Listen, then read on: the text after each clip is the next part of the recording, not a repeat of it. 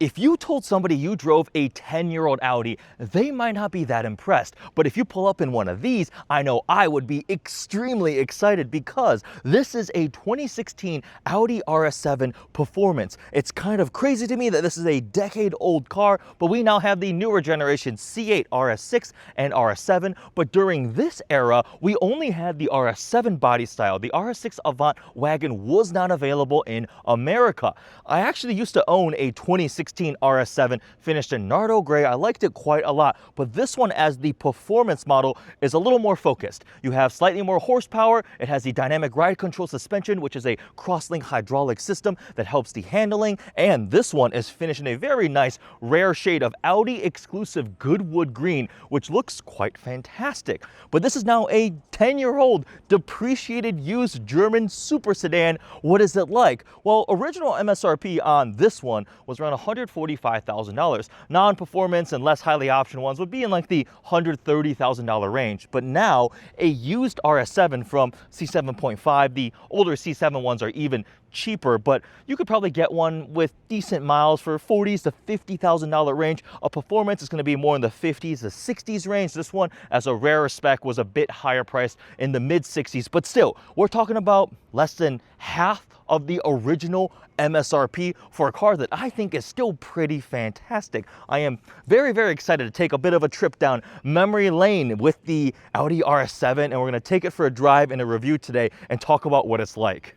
Let's take a look at the design of the RS7. So I think the C7.5 is aging very nicely. The 0.5 means it's the mid-cycle refresh. So they updated the front end styling, the design of the lights, headlights, and taillights. I think the more updated DRLs give this a bit more of a modern look. Now the C8 generation RS7 and RS6 is really aggressive. It's grown, it's bigger, it's wider, it has a lot of presence. But I think the C7.5 just has a nicer balance. In terms of the front end styling, there are actually a couple different grille options. This one has the black optics. You can actually get a grille that has the Quattro lettering across the bottom. We have some carbon fiber here on the front splitter, the side intakes, the updated DRLs, and this Audi Exclusive Goodwood Green. It's a pretty cool color. I think it's the first time I've seen it on an RS7. This has the 21-inch RS7 directional wheel design. There were a couple different options for finishes. Now, 21-inch wheels are pretty big. The new generation comes on 22-inch wheels, which I just feel like is a little too gigantic. I mean, it's not an SUV, right? I actually personally downsized my 21s to 20s because I lived in Michigan, and I just wanted a little bit more tire. But the 21-inch directional wheels look pretty cool. This one has the carbon ceramic brakes. We've got carbon fiber mirror caps, and the RS7 body style is that swoopy sportback look. The wagon obviously is really, really cool. We did not get the RS6 Avant of this generation here in America. I really wish we did. And it just looks a bit more sporty compared to a conventional four-door sedan body style. These are the slightly updated taillights, get the RS7 badge there, the big oval exhaust tips, that is an Audi RS design signature, and the carbon fiber diffuser. I speak from personal experience. Be careful that diffuser. It is very, very expensive. You have a little rear wing that can come up and you open a hatch. It's pretty nice and practical, but I mean, this is still such a good looking car. Now, I am a little bit personally biased, obviously, having owned one of these before, but this color combo is really, really cool, quite unique. I think this thing is aging very nicely. Looks like a good blend of sportiness and elegance. All right, let's go for a drive. Fire up that twin turbo V8. The MMI screen rotates out. Now, we are currently down in Orange County, and I do not know the roads at all. I have utterly no idea where I am, so we're just gonna go drive around and enjoy some time in the RS7 Performance. In terms of the powertrain, we have a 4-liter twin turbo V8. It is a hot V, and as the performance model, it makes a bit more power and torque than the regular RS7 of this generation. Normal one was 560 horsepower, 516 pound-feet of torque. This one is 605 horsepower and 553 pound-feet of torque. Now, that increase in power only occurs when you're in dynamic mode. There are certain conditions, right? And regular driving is essentially an overboost function, but just a bit more power. And that's typically the formula for like the performance versions, or for example, you look at BMW M with the competition version and they give it a little bit more power. They stiffen up the suspension. They maybe do a little bit of lightweight stuff with some more carbon fiber, more aggressive seats. Here, it's not quite to that level. Like, it's not a M4 or M5 CS kind of treatment. The performance does have dynamic ride control, DRC. Now, when I was shopping for my RS7, I actually specifically did not want DRC. It is better handling. So it's a cross-link hydraulic system and it can help resist body roll. Typically, when you get to these bigger, floatier, luxury sedan-based vehicles, you're going to be fighting body roll. And if you want something that's more nimble handling, or as nimble as can be for a big luxury sedan, dynamic ride control can help, but it's definitely firmer. Air suspension was the other option for the RS7. I wanted air suspension because I wanted more of that floaty, cushy daily driver experience. Now, both have their pros and cons. It's a game of trade-offs. But here in the performance model, it does kind of make sense that they would give it DRC. They said it makes it faster around the Nürburgring and all these things. But my personal philosophy was like, I'm not buying this car to go be the Nürburgring type of thing.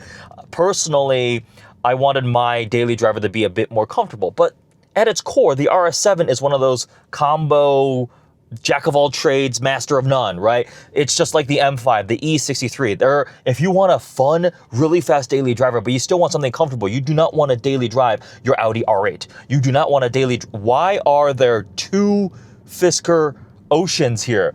Oh my gosh, that is like 20% of the production run. They actually look kind of cool. Oh, that one got smashed. Ouch. Anyways, back on topic. I got distracted by Fisker Oceans. What was I talking about? Oh yeah, the combination, the fact that it's kind of jack of all trades. So yeah, when you go into dynamic mode, it definitely gets a little bit more sporty. You can either rotate through the center screen there, or there is a button here on the steering wheel. There's dynamic. Let's go into S. Ooh, you get the rumble of that V8. This one has a stock exhaust. You could have got an Akrapovic exhaust, which does sound really good. It's also really, really expensive. Personally, I would have done I like the Miltech system for these cars. They sound really good, but you still get that V8 rumble, some pops and burbles on overrun when you're in dynamic mode. Yeah, that's still plenty quick.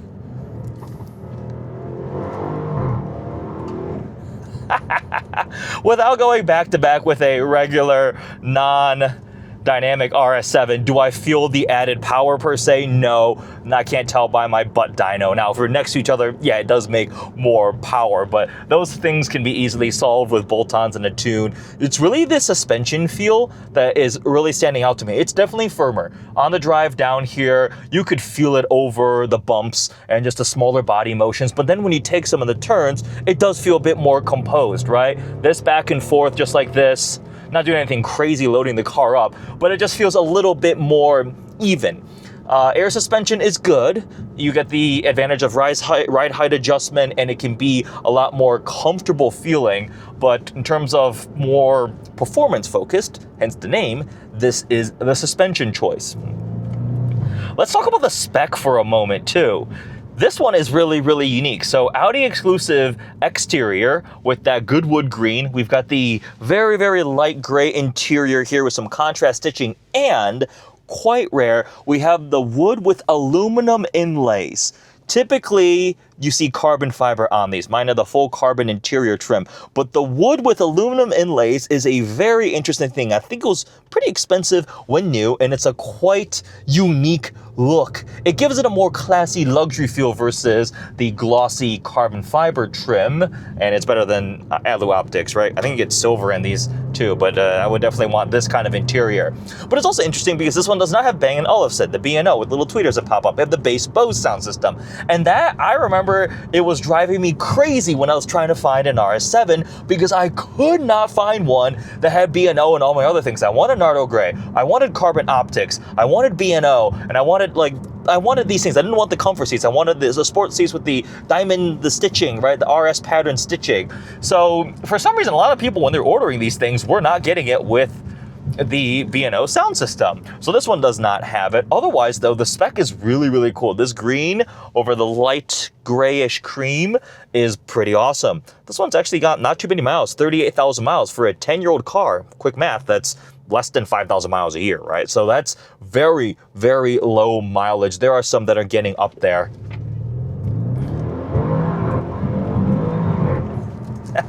This is so fast. Starting to sprinkle a little bit of rain.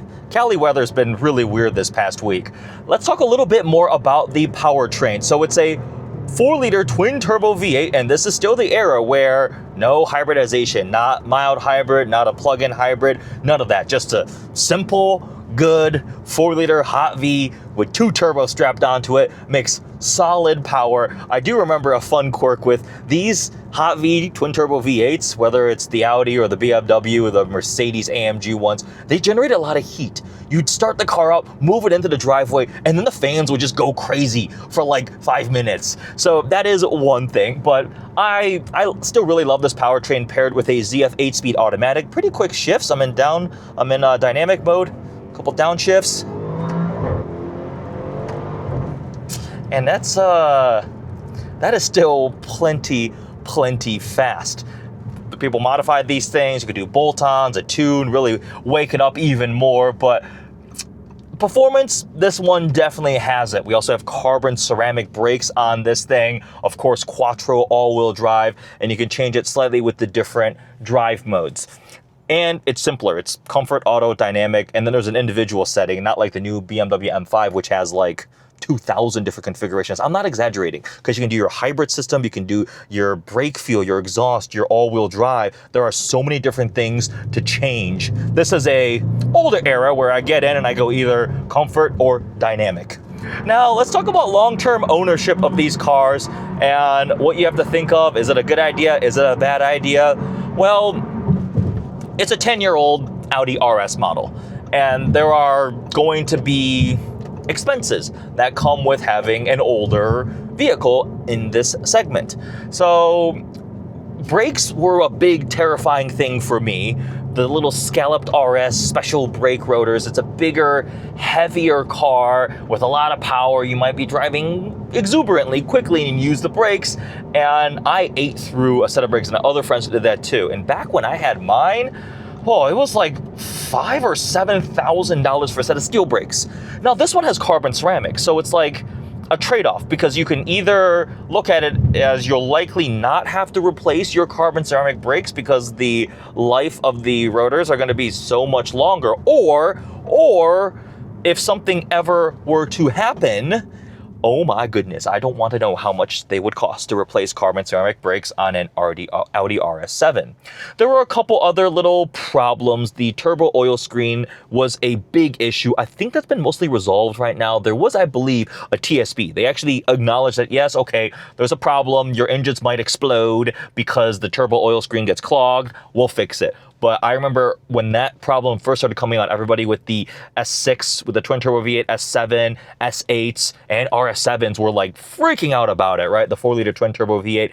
But the cool thing is, because this is an older car that's been out, a lot of these commonly known issues, problems, have been documented. There's a wealth of information, resources on the forums, on the Facebook groups, independent shops. So that is a little bit peace of mind that is counter to the fact that you're just going to want to budget for maintenance. It's a higher end car, it's older, you're going to have to budget some money. And it's better to be prepared than to have a surprise bill and go, oh my goodness. Even better than all of that, get yourself an extended warranty. An extended warranty gives you lots of peace of mind. And with cars at this tier, whether you're buying something like this, whether you're buying a depreciated Audi S63, an E63, a G90 or F90 M5, anything, right? It gives you peace of mind, and one big thing, and it's paying for itself, right? Something major goes out and you're like, cool, I've got my money's worth, the warranty paid for itself. So that's kind of from the ownership perspective side. Now, would you even want to buy a car that's 10 years old? Like, if you're thinking about that, is that a terrible idea? Where am I? I'm just like cruising in the suburbs. I wish I was up in the mountains right now. But anyways, should you even think about buying a car like this for, let's just call it $60,000. We'll split the difference between base cars and RS7 Performance. On that note, I personally would kind of stray away from like really high mileage early RS7s. Talk like 2014, 2015, the pre-refresh cars. I want the slightly newer stuff. Those are going to be even lower price point. But there's a thought. It may just be a $50,000 car. If you buy it for 30, you're going to put 20 grand into it. If you buy it for 50, maybe it's all good and solid to go, right? There's kind of that thought of it. There's an Audi dealership right here. We can go in and ask them. Wow, they've got some colorful cars up front. But should you buy one of these? I mean, I still really like this thing. I think the tech is starting to show its age a little bit. But you have an analog tachometer and speedometer. Those are never gonna go out of style. The main screen in the middle, yeah, it's not the full virtual cockpit, but honestly, that's fine. The one thing is, these didn't come with CarPlay for some silly reason. It was enabled, it was available. So you can do an upgrade and you could add CarPlay. And by the time we're in 2016, I was thinking most cars were coming with CarPlay, so that did feel like it was a little bit behind. I wanna say the last model year they may have added it. Regardless, you can do a CarPlay upgrade and then you have CarPlay. Yeah, you're still using a little MMI knob because it's not a touchscreen, right? That doesn't do anything, but at least you have CarPlay. But other than that, none of this car to me feels like it's aging especially poorly, which is also a little bit alarming to me that like when I think a decade-old car, I'm not thinking about this. I am not thinking about a 2016 RS7. I'm thinking about like a 2008 Audi like S4 or something like that, right? Like it's kind of bizarre to me. Like a E60 M5 to me is like, yeah, that's a 10-year-old BMW. No, it's not. No, it's not, right? So the new stuff is advancing so much. If you don't love the size of the new car, the touchscreens everywhere, the piano black and everything, maybe the build quality is not necessarily your cup of tea with the new ones anymore, finding one of these, a really clean, well-optioned, taken care of one, I think is actually a kind of cool option to go for. So when Joseph, the owner of this car, reached out, I was like, hey, do you want to do a video of my Audi Exclusive Goodwood Green RS7 Performance? I'm like, heck yeah, that sounds like a lot of fun, right? I have many, many fond memories in mine, and it's been brought back here. Would I go for DRC? I'd probably try to find, I don't know if they exist, but a Performance with air suspension, that would be a cool combination. But if you live somewhere the roads aren't too terrible, it's fine. As a daily driver, it's okay. Just be aware of the fact that, yeah, it's gonna be a bigger, heavier, a little more numb car. They're not dynamically as nimble as other sports cars. I think I think a F90 M5 was dynamically still a bit better from a driving standpoint.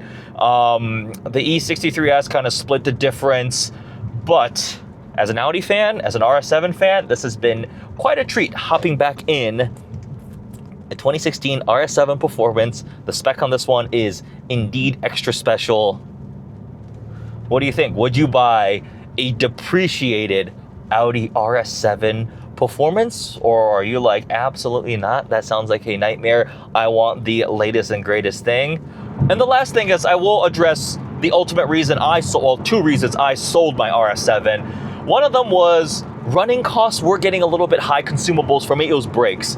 And it is a bigger, heavier sedan, right? And they're specialty brakes, so they were expensive at the time, and they probably still are expensive. And I had a couple other friends who had a similar experience. This one has gone carbon ceramic, so it's also a little bit different of a scenario. But for me, consumables were getting a little bit expensive, but you just have to know and budget for that.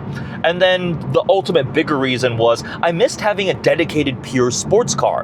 No matter what you do with dynamic ride control and everything, you could modify it. It's never gonna be as nimble or dedicated as a pure sports car. It's physics. It's a big, heavier sedan, right? You're never gonna feel like you're driving an R8 or a Porsche Cayman, a 911, or even maybe like an M4, right? Something that's a little more focused. And I missed having that sports car. And it's not gonna be as comfortable and floaty as an Audi A8L. I ended up buying an A8L. I loved it. It just landed yacht. I just wafted along in comfort and serene silence, right?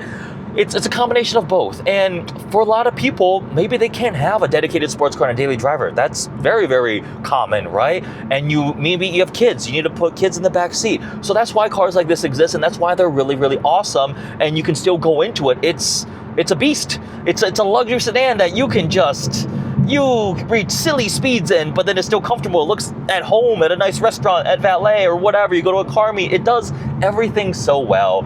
And if you find a really cool, rare, unique spec like this one in really, really good condition, it's got lots of things going for it, and then you're not paying for a brand new RS6 or RS7, which is going to be $130,000, $140,000, $150,000, depending on your options. And then you're also not going to have to eat the depreciation because it's already depreciated. That's the best thing. That's why I bought mine, certified pre-owned, couple years old. It was 2-3 years old, and it was 75 grand, down from 130.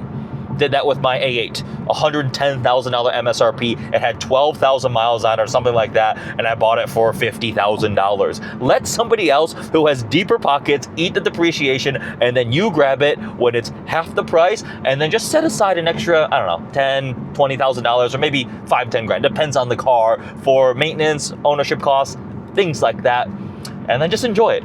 Enjoy it. I still really, really like this car. I hope you guys enjoyed this review of the 2016 Audi RS7 Performance. Very rare, very cool spec.